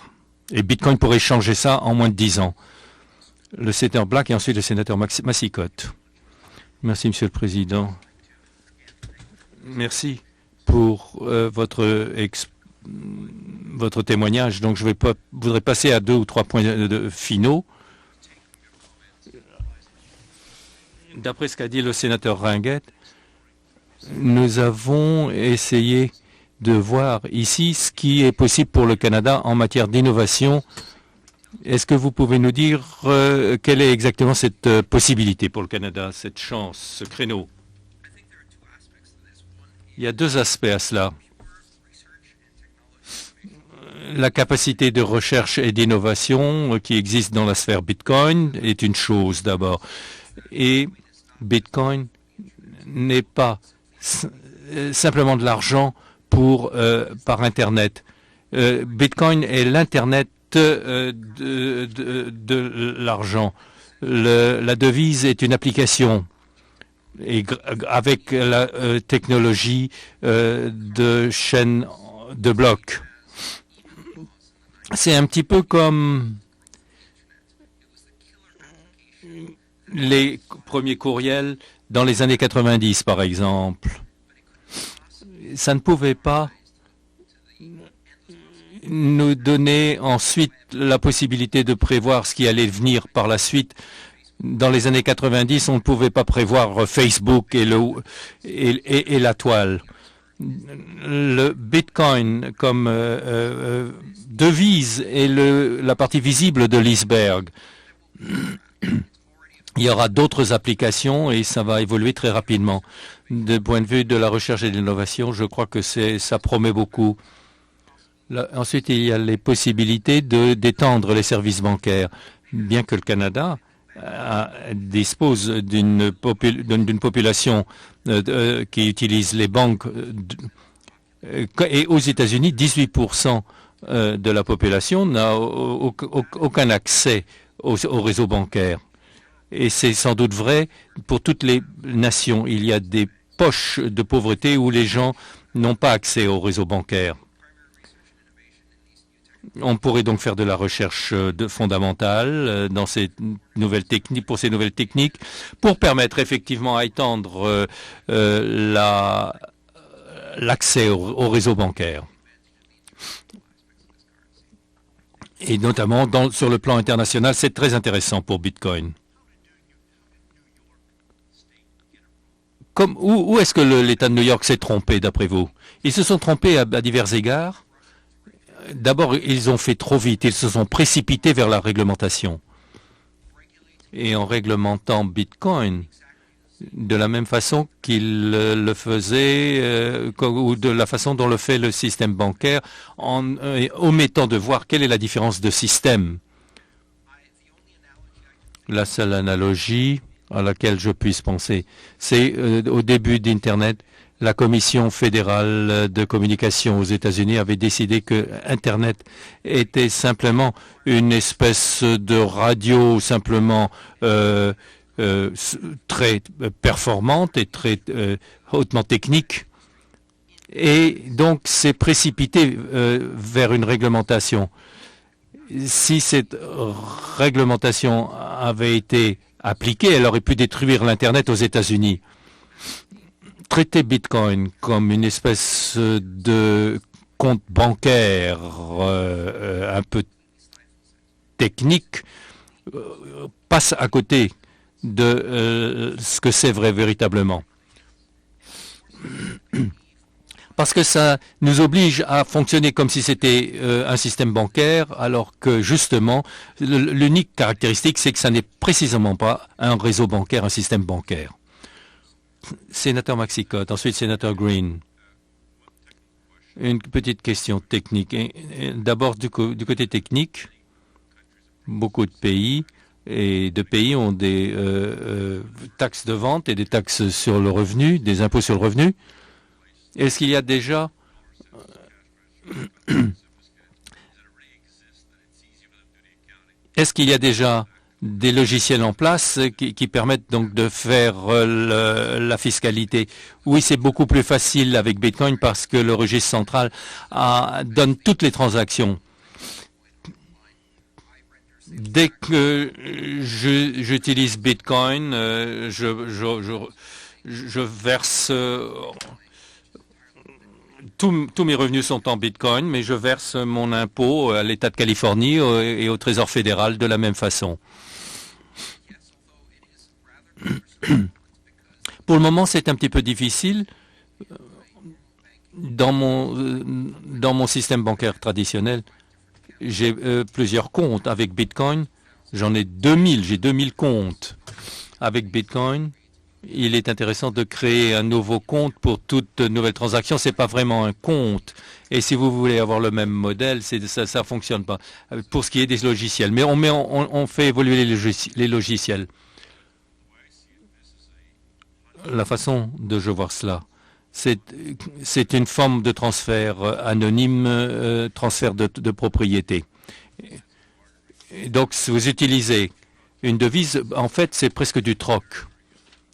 Ça pourrait être utilisé pour des transferts sûrs de propriété. Ça pourrait être utilisé par les avocats et les notaires. Mais par exemple, dans 5 ans, comment est-ce que ce sera utilisé pour le bénéfice de tout le monde? Donnez-nous des exemples. Il y a des applications intéressantes où le registre décentralisé est utilisé comme un registre public pour des tas de choses. Pour l'enregistrement des automobiles, des bicyclettes ou des actions. J'étais à une conférence Bitcoin où on a marié un couple qui a été enregistré sur la chaîne de blocs. Vous pouvez aussi utiliser ça pour enregistrer des titres et des transferts de titres de propriété, que ce soit des véhicules, de l'immobilier. Grâce à une transaction électronique simple, vous pouvez transférer la propriété du véhicule.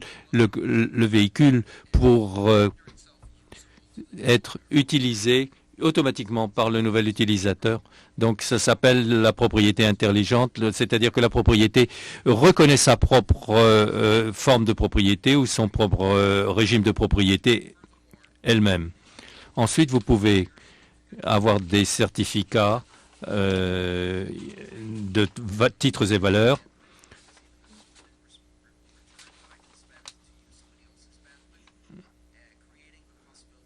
Créer la possibilité donc de participer à des économies, échanger ou partager l'utilisation, mettre en commun l'utilisation par exemple de voitures ou autres. À Toronto, on a donc pour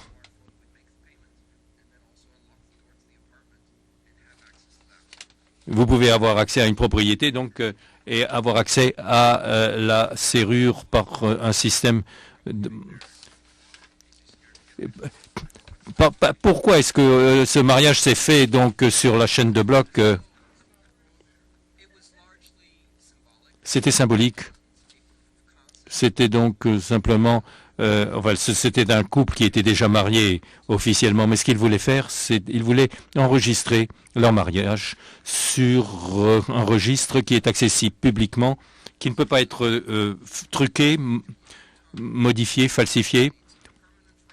C'est donc un enregistrement qui est inaltérable de tout ce qui s'est passé.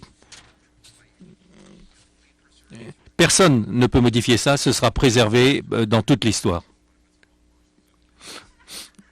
Et donc, l'accès automatique, par exemple, à un appartement, ce ne sera pas, la porte ne s'ouvrira pas si c'est la mauvaise personne.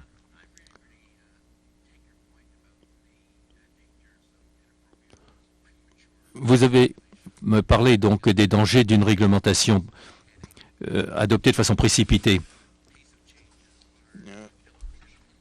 Nous ne voulons pas influencer les choses de façon indue. Nous devons nous devons produire notre rapport avec des recommandations. Ma question est celle-ci. Quelle serait votre réaction?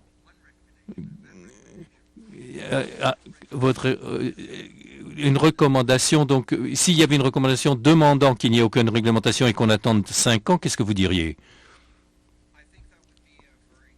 Ce serait une très bonne idée, à mon avis. Je crois qu'on peut effectivement éclaircir certaines choses, la question fiscale pour les particuliers ou le droit donc des particuliers, par exemple, d'utiliser la devise qui les intéresse à la consommation. Et que ce soit donc utilisé comme n'importe quelle autre devise. Que le Bitcoin soit reconnu comme une forme privée de troc pour transactions entre particuliers. Et qu'on reconnaisse un certain nombre de principes qui sont neutres, par exemple les principes donc qui correspondent à la liberté d'expression, de conscience et d'association, pour supprimer toute ambiguïté. Et je crois que ce serait très utile. Merci. Monsieur Antonopoulos. Votre réputation vous avez précédé ici. Et dans mes remarques d'introduction, je n'osais pas présenter comme un gourou du Bitcoin, mais comme le gourou du Bitcoin. Je crois que je peux, au nom de tout le comité, dire haut et fort que vous êtes tout à fait comporté et étiez à la hauteur de votre réputation. La séance est levée.